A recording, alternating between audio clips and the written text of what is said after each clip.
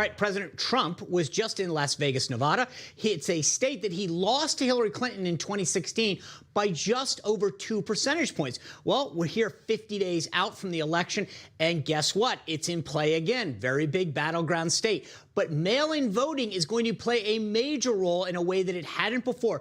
Nevada's governor has been pushing to expand it. Recently, he signed a bill requiring mail-in ballots be sent to all active voters in the state for the November election in light of the pandemic.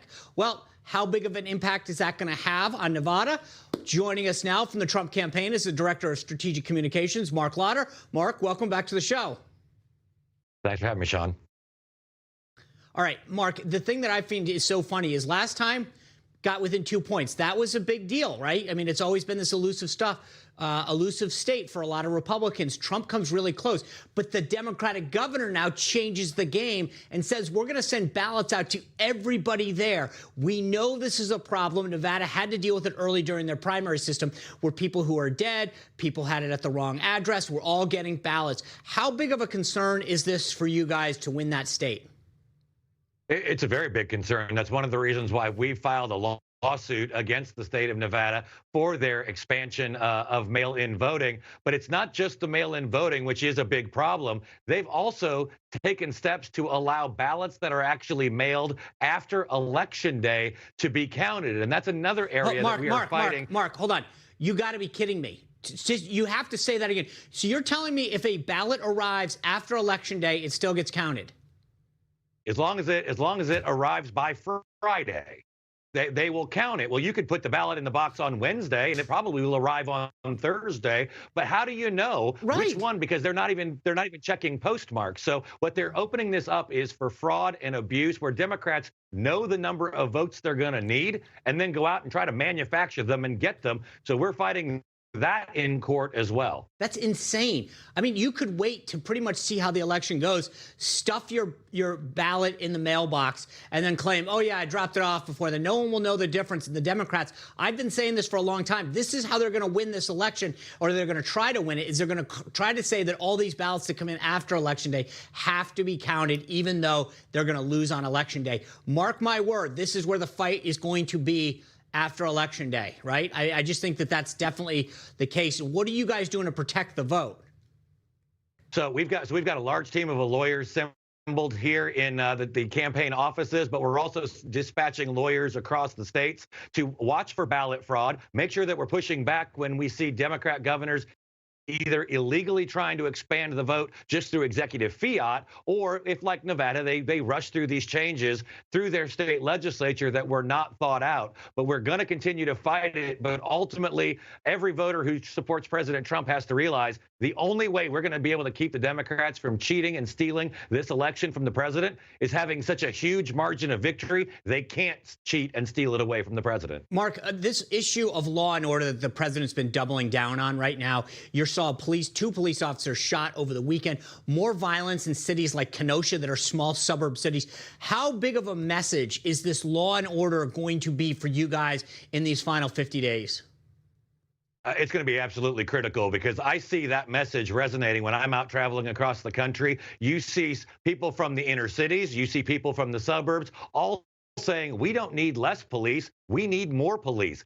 And the fact that the Democrats, it took them months to condemn the violence that we've seen in America's cities, and then it was only a half-hearted effort, it just makes people shake their head, because they know the men and women who are putting on that uniform and that badge are answering your 911 call in distress at a time in your life when you need them to protect your home, your family, your business. And so this anti-police rhetoric from the left is really alienating a lot of people in the middle. I think that's one of the reasons why you see Joe Biden having to leave his basement and actually get out on the campaign trail, because his numbers are crashing.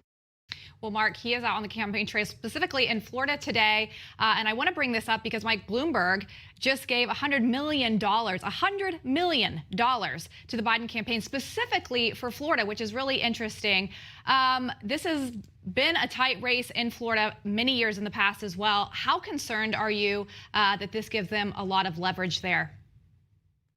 Well, I'm not really concerned. I mean, if Michael Bloomberg proved anything during the campaign, is that you can't buy the election, and $100 million in one state in less than 50 days. I'm not even sure how you can spend all of that money that quickly. But the problem isn't the money. The problem is their message. I mean, Joe Biden has a record that is soft on Cuba, soft on Venezuela. His plans for $4 trillion in tax increases is going to take money out of people's pockets that they could be using to go to Disney or Universal or go visit the beaches in Florida. It doesn't take a rocket scientist to understand that taking $4 million out of the economy is bad for a state that is heavily dependent on tourism and convention business. So it's really not going to be a matter of the money Michael Bloomberg donates. They've got a problem with their message.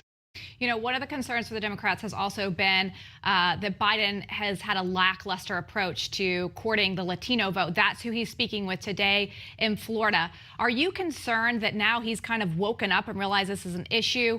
It might take some of those votes away from Trump that he had received polls show recently. Well, we see the president getting record support from Hispanic and Latino voters across the country. And I think what you're seeing is that Joe Biden is seeing the same thing, and it's worrisome to them. I don't typically follow the polls. I follow the candidates. And so when you see that he had to dispatch Kamala Harris to Florida, he had to leave his basement and will be heading to Florida, he knows he's got a problem and he's got to do something about it. The problem that he faces is that we're not going away. We're continuing to reach out to Hispanic and Latino voters. We're doing it with the president, the vice president. We've got a Women for Trump bus tour launching in Florida tomorrow. So we're going to stay on offense when it comes to outreach to all coalitions. And Joe Biden is reacting right now. He's definitely on defense, and we plan to keep him that way. Mark, I want to get you to react to a story that was in the Federalist last week that broke that said at least 15 phones that were given to Robert Mueller's team when they were doing this investigation of President Trump were completely wiped out, which, you know, I don't see how this is even remotely possible or coincidental. But then Senator Charles Grassley of Florida came out and he wants to know what's happening. He's saying at least on 2 occasions, officials admitted to deleting data and multiple individuals stated that the phone automatically wiped the data after they entered the wrong password too many times. Are you guys concerned that this is another cover-up? Absolutely. I mean, come on. These are Department of Justice lawyers and federal agents. They're some of the most highly educated, highly trained people in law enforcement. And you're telling me they're so stupid they couldn't remember their password and put it wrong 10 times? 10 times. To wipe out the phone? Yeah, it's clearly a cover-up. Well, yeah, I mean, it also shows you either if it goes unpunished. If it goes unpunished, it shows there's 2 systems of justice in the United States, one for them and one for everyone else. These were the best of the best. You can't tell me that 15 or 20 of them couldn't remember their password 10 times before the phone got wiped. I mean, give me a break. This is ridiculous. It's beyond ridiculous. And I don't think anyone is going to buy that story. And let's see if Senator Grassley and others can finally get some answers, because we already saw that Hillary Clinton deleted emails. Now we're seeing the witch hunt, investigative team is deleting their data. Why are they deleting all of this data, which, by the way, it's a federal crime to delete? Yeah, now we're going to have someone to investigate the investigators because it's such a big story. I hope this doesn't go away. Mark, thank you for coming back and joining us. I'm sure in the next 50 days, we'll want to check back in with you. Thanks, Sean. Thanks, Lindsay. All right, tomorrow we are going to do a deep dive into President Trump's ground game. They've been talking about this, how many of the voters that they've been communicating with, knocking on their doors. The Trump campaign's political director, Chris Carr, is going to join us exclusively to break this all down. This is what the election's going to come down to. You're not going to want to miss it. All right, but up next, a shocking new movie focusing on the sexualization of young girls has been released on Netflix, and it's already sparking huge outrage. We're going to tell you why the hashtag #CancelNetflix has been trending on Twitter. Stay tuned.